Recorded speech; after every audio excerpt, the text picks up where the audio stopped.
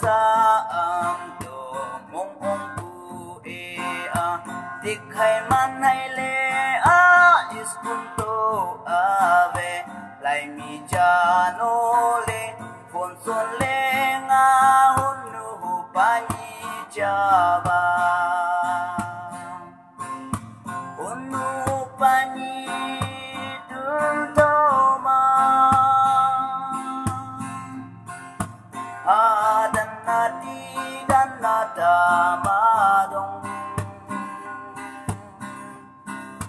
Dui du yu ang pu kami song ata ho sali o wa tu nya ka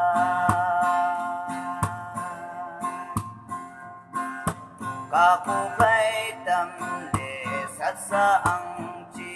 om ding kwa to a pha le ham to yau chi chat to khang a pu sa le a ham pu nu pa ni cha va nu pa ni dun to ma dan na ti dan na ta ma dong Dui du yu ang pu kami song ata ho sali o ba tu nya ka o sangan la le zapak mong dan le mi tu mi san to yao ngai se le che te mong ong ang pu ho sa am chu ta nga chu chi tai ko le a